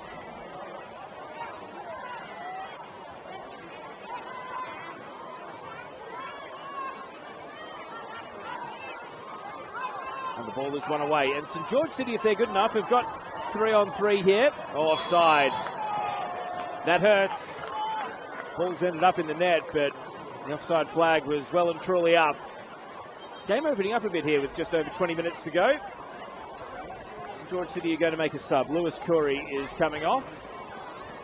And it is going to be Jon Pedersen coming on here. Pedersen, who is the team's top scorer this season, the Japanese striker with 5 for the campaign.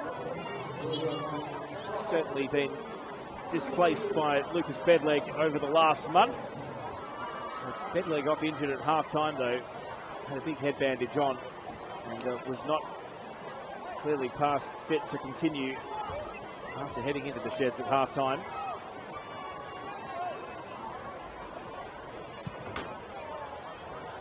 Maybe reflective of Pedersen's struggles in recent times. He scored 3 in a row, rounds 18, 19 and 20, and hasn't scored since. So he might be the team's top scorer, but he's not in form. Coming on here looking to find something for St George City. Sutherland are down in attack in the meantime. Hollingdale.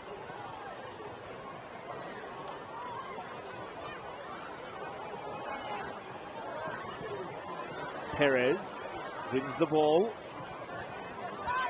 Meyer leaves it with Olsen. Olsen turns on the afterburners to beat Tatafu. Cuts it inside. Perez back to Yerman. Sutherland's second change is now waiting in the wings, but his teammates, his 11 out there, want to welcome him with a goal. McGowan plays it back to Van Amerongen.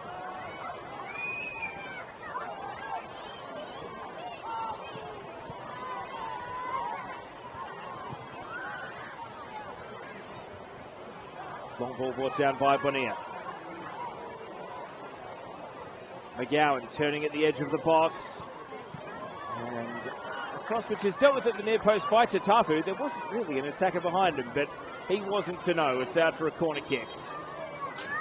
Arsenal are going to make this change at an attacking corner. It seems as though they are happy to do so.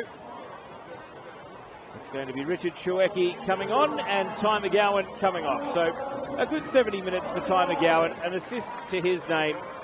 And I think he's certainly justified the faith from David Perkovic today to give him a start. And Richard Schuecki, who has scored 6 goals this season, second highest scorer for the Sharks team, is on. And he's the target of this corner right here, but it's cleared away by Jon Pedersen. Perez off the head of Pachevsky and held by Kenny.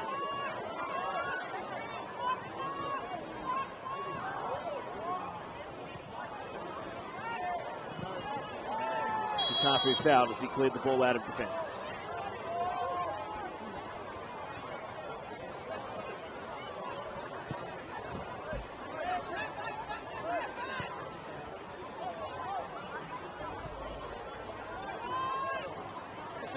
Tip. Out to the left, Michio. Trying to go on a run here. Lewis Michio, the left back. He's run himself into a 1-on-2, now a 1-on-3. And it's driven out by Van Amerongen with a deflection on the way, meaning it will be Sutherland ball. The lights are on. We're under the sunset skies here. We might just finish this game in darkness. There might still be a few little bits of sunlight around. They're less than 20 minutes away from Sutherland ensuring that they're going to be opening up this venue at least 3 times in October and November for the Australian Championship. Ball bouncing out to the left side of attack for St George City and cleared away by Van Amerongen.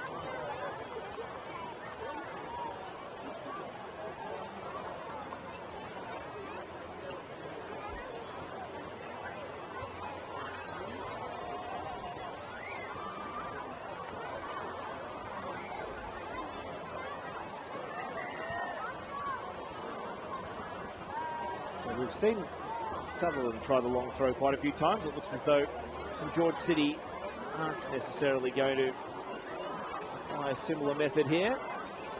Just to the edge of the box, flick header on, rather easily dealt with, all said and done.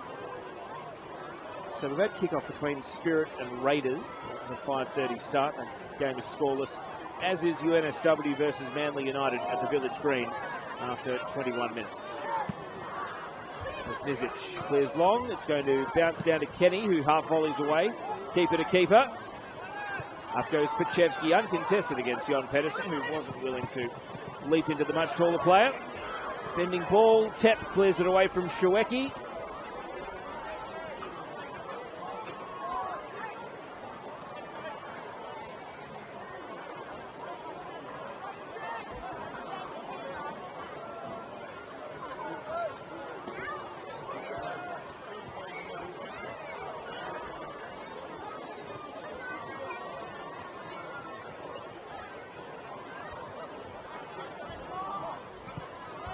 Bit of ground conceded by Meyer. Van Amerongen.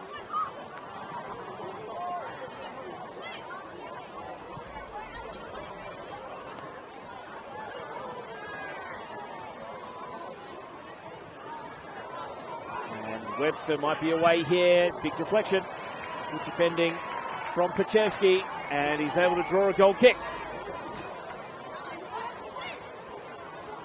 Well, got news around the grounds of the Golden Manly United. They now lead 1-0 against University of New South Wales. So what that does to the table, Sutherland 46, Manly now up to 5th on 41, Sydney FC on 40. And so that would be worst case scenario for St George City. Of course, if SD Raiders find a way to beat NWS Spirit this afternoon, they will be mathematically eliminated from finals tonight. So, at full time of this game, in all likelihood they're not going to make the finals, but they will probably check their phones and watch the conclusion of Spirit and Raiders to see if it's over today and if next week will become a dead rubber for their trip to Lambert Park to face Apia Leichhardt, which will be an absolutely vital one for Apia unless they can get a draw against Sydney United tomorrow and win the title. We haven't really talked about the top three at all on today's broadcast. It's off in its own world tomorrow afternoon. We're into the final 15 minutes here.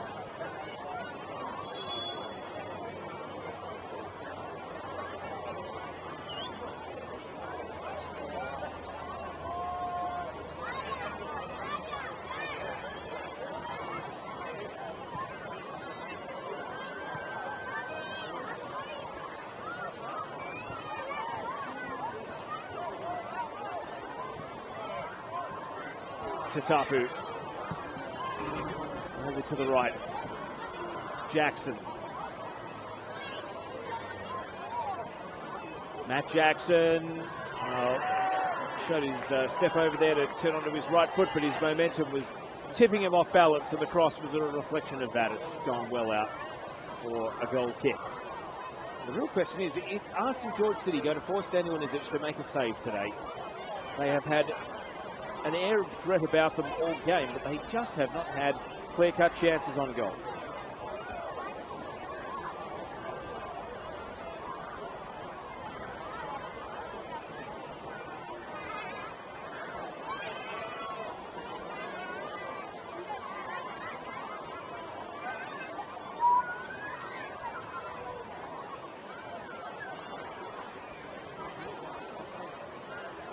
So here's the restart to be taken by Nizic.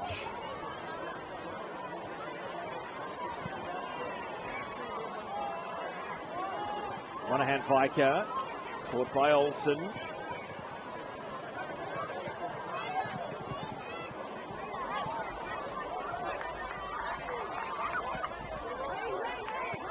Yerman, calm as you like. Now long ball from Perez. Shawecki, he wants to make an impact here, Richard Shawecki. Drifts in from the left channel. Back to Perez. Jordan Perez. Low drive and tap. Oh, high risk of an own goal there as he lunged in. And he's volleyed it out for a corner kick, but any sort of a shank or deflection, and that was going into his own net.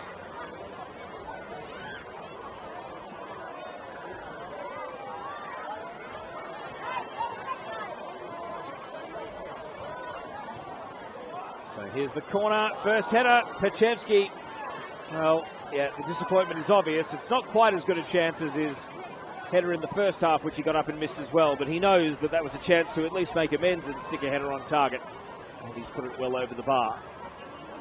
St George FC down into their attacking half quickly, but Sutherland with numbers back. It's going to be a throw-in for the away team, though.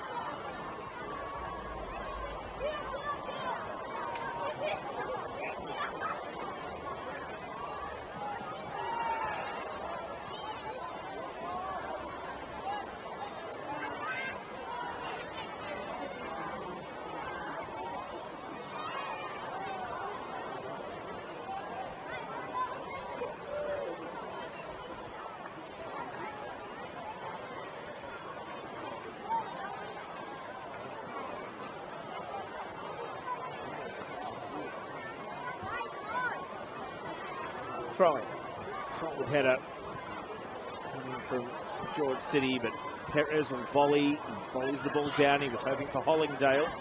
Lead away by Tatafu.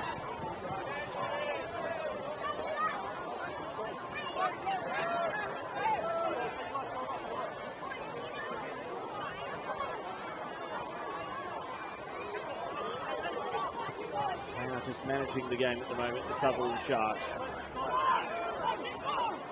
But they want a third. And Shaweki, primary among them, wants to score. He tries to nick it beyond Tep here. Tep doesn't want to use his keeper for whatever reason. He backed himself and he held his ground and won the ball. Pedersen up for the header. Out wide to the flank. Jackson. Pedersen wants it in the middle. Jackson, little chop step was clever. Whips it across. Headed away, and Pachevsky back to his own keeper. Well managed by Nicolau there. Good communication with Jamie Pachevsky. And Daniel Nizic is going to continue the trend of Sutherland and just winding the clock now rather than later. That sense that the game is in a bit of a flat spot. And they're happy to just take the time on offer. 2-goal buffer.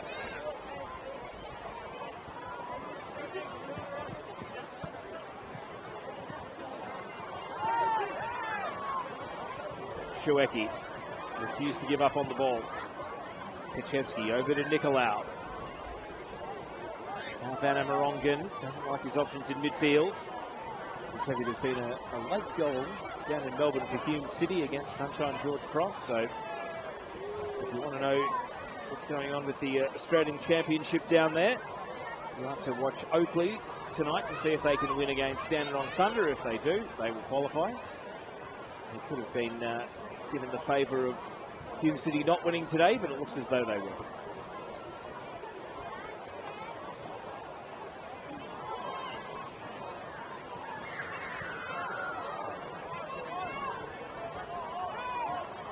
Here goes Solomon John Monaghan Viker. Score now, there's plenty of time to go for St George City. The ball is left by Mitri, the return pass, brilliant goal! Paolo Mitri! What a good team move from St George City. And he showed his skill there to make it 2-1. And with 8 minutes plus stoppage to go, this is a game. Paolo Mitri with a great goal.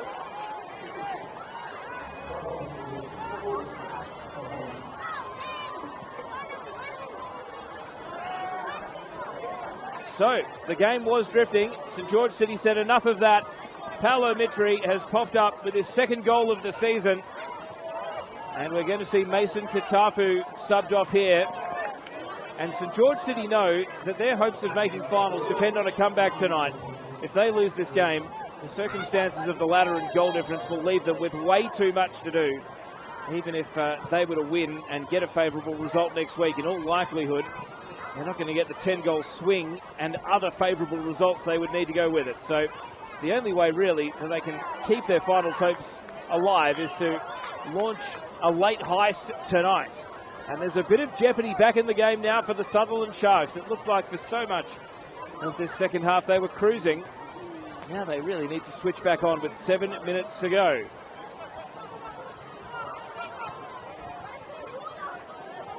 And perhaps switch back on is what they're going to do. Shaweki, the cutback, intercepted by Webster. Jon Pedersen able to control the ball. Michio. Tough pass out to the wing. Pedersen, Mitri, Clarkson. Player subbed on was Tarek Erjan in the number 6 shirt, so he's come into the game.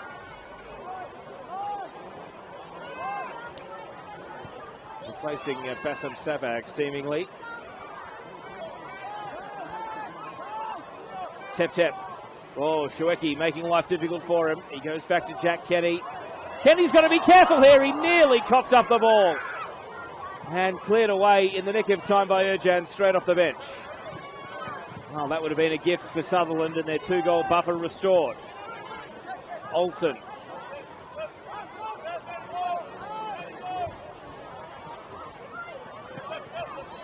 Perez. Meyer looks offside. And the flag goes up. And the way he was jogging after the ball made it clear that he was offside.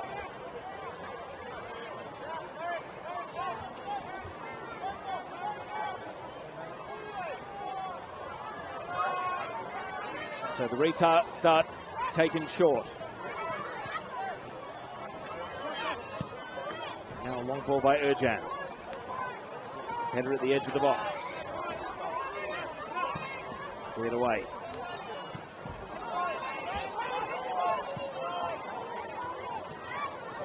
Taking through ball. Pedersen lurking. And it runs out for a goal kick. That'll take us into the final 5 minutes of regulation time here. Ground announcer has sensed the moment. He's trying to rally the fans. And you can hear them responding. Let's go Sharks is the rallying cry. And Seymour Shaw making a bit of noise now. They know the home team need them here.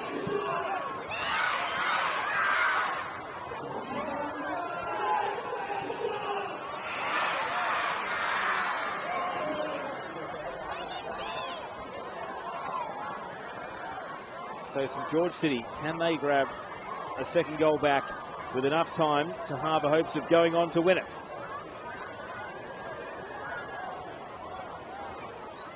If they were to equalise, they'd move up to 38 points. Goal difference would still be minus 13 though. That is a bit of a millstone around the neck of their season. Tep. Pedersen. Webster breaking down the left. Van Amerongen, shoulder to shoulder, and concedes a throw in. We won't have anywhere near as much stoppage in this half as the first half. We had 6 minutes in the first half due to a couple of injury delays. We haven't had any such troubles in this second half. So time is the enemy of St George City. Erjan unable to advance. Sabag. Driven cross. Pedersen brought it down. Oh, clever off the chest, but just a bit of a heavy touch, and it fell kindly for Nizic to collapse onto the ball and claim.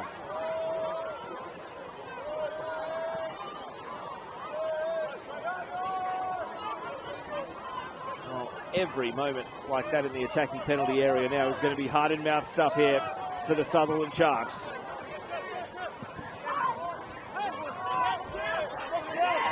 Shueki.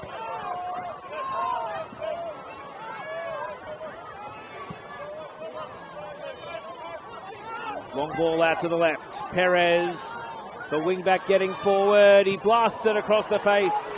Tarek Meyer was waiting in the middle. Tep was able to block it out before the ball could get there. It's down the right end as far as Sutherland are concerned. 2.5 minutes of regulation to go. And they have an attacking corner kick. Again, they will take their time here.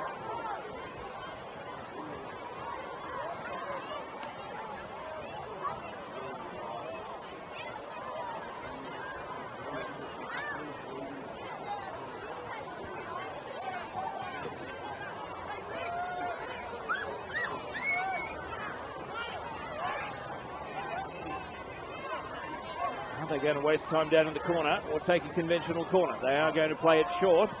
It's a short corner routine. Tarek Meyer. Well, the shout from the sideline is corner. Meyer down to the byline. And the corner's where he's going. He's barged through the back. It's another free kick. And they've taken, since the corner was awarded, they've taken almost a minute off the clock here, Sutherland. So they've managed the situation really well to wind a bit of time.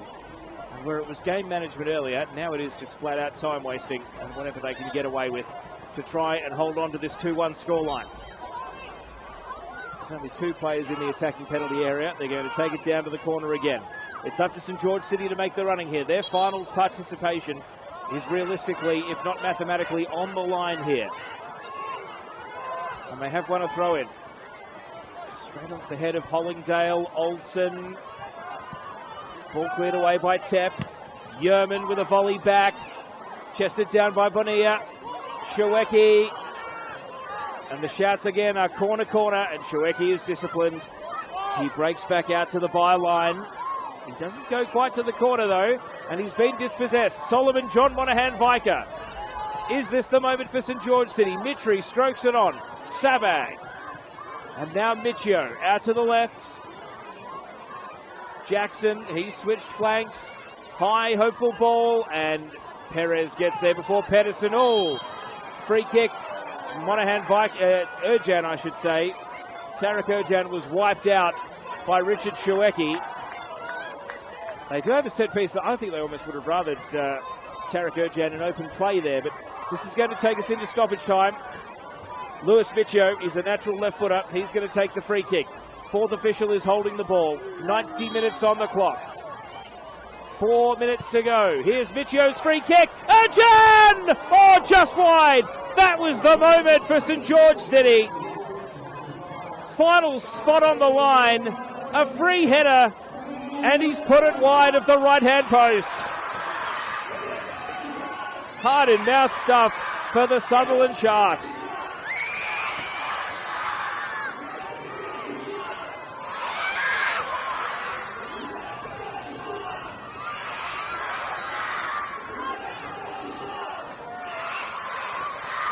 Well, the crowd rise again.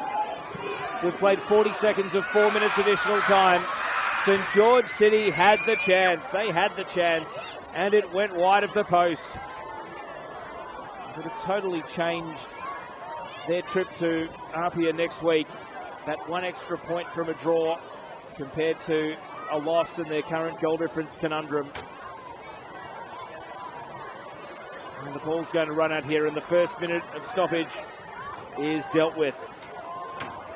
Sutherland are at the precipice of punching their ticket to the Australian Championship. Last season, it was David Perkovich and the Northwest Sydney Spirit who won the premiership to qualify. This season, 3 foundation members of the championship occupy the top 3 spots on the ladder, and the Sutherland Sharks are about to make 4th place their own if they can hold on here. And David Perkovich again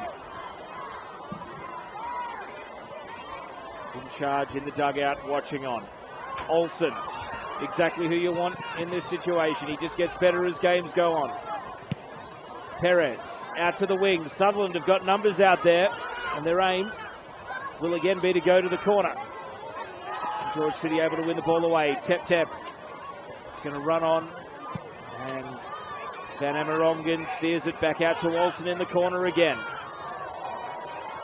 He plays a pass on here. It's going to be kept in. Shueki shouting for a handball. And Olsen's cross. Tarek Meyer, good footwork. Oh, and the shot came. Shueki nicked it off his toes. And Jack Kenny makes the save. It's given the ball back to St George City here. Long it goes. Pedersen can't quite find a teammate. It's a bouncing ball. It's hectic in midfield. Clarkson volleys it on, and it's cleared away by Van Amerongen. But with 1:20 of stoppage to go, St George City have a throw in their attacking half. Here it comes. Pedersen, free header to bring it down. Oh, big swing, and a fresh air swing at that. Jackson, no, in fact, it was Webster had the opportunity. Jackson has flipped back out to the right flank, and he's going to receive the pass here. Can he get across on the money? He cuts back into midfield. To the edge of the box. It falls at the penalty spot. And it's cleared away by Pachevsky. 3 minutes and 15 of 4 allocated have been played in stoppage. This is it. St George City. Final spot on the line here. In it comes. Over the head of Pedersen. And the Sutherland Sharks will escape away out on the left flank. That might be enough. Oh, Perez slips at the key moment. St George City with the door ajar. Through the right. Solomon John Monahan Viker with the cross. And Nizic comes out to claim. And he falls onto the ball and holds on. One last chance there. Jon Pedersen just couldn't make ground to the cross. It was teasing from SJMV. Oh, he's walked out of the penalty area. It's a late free kick coming up here for St George City. Referee Rowan Fisher. Stoppage time has expired. The Sutherland bench are up in arms. It's going to be a free kick at the edge of the box. And the home fans are in disbelief. If this goes in, it is going to go nuclear here at Seymour Shaw. Oh, he's paid holding on to the ball too long. He's paid 8 seconds. It's a corner, not a free kick. Well, the referee gave him the 8 count. What a time to pay that. So a late corner. One last goal line stand for the Sharks. Here comes St George. High in swinging ball. First header off the line. Shouts for handball. Referee waves it away. And the full-time whistle goes in acrimony. St George City are adamant that there was a handball on the goal line. But Sutherland celebrate qualifying for the Australian Championship in the most dramatic of circumstances.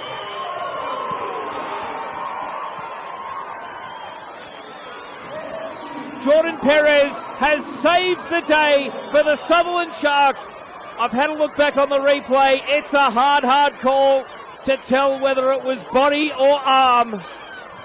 But the referees made the decision. The full-time whistle has gone, and the Sutherland Sharks are going to the Australian Championship. They've locked in 4th spot in NPL Men's New South Wales, and they've done it with a 2-1 win against St George City, who, if not mathematically, in all reality, are eliminated from the finals race. What a finish to the game, as dramatic as it gets. Sutherland nearly threw away a 2-0 lead, and instead they cling on. And the full-time score here at Seymour Shaw is Sutherland Sharks 2, St George City 1. Kids run onto the ground in celebration. And I hope you've enjoyed tonight's game. The bigger the prize, the harder it gets. And boy, Sutherland had to earn it tonight. Thank you for your company on the Football New South Wales YouTube channel. On behalf of our broadcast partner, Sportscast Australia, my name's Teo Pellizzeri. Thank you for your company. Sutherland Sharks 2, St George City 1. Good night.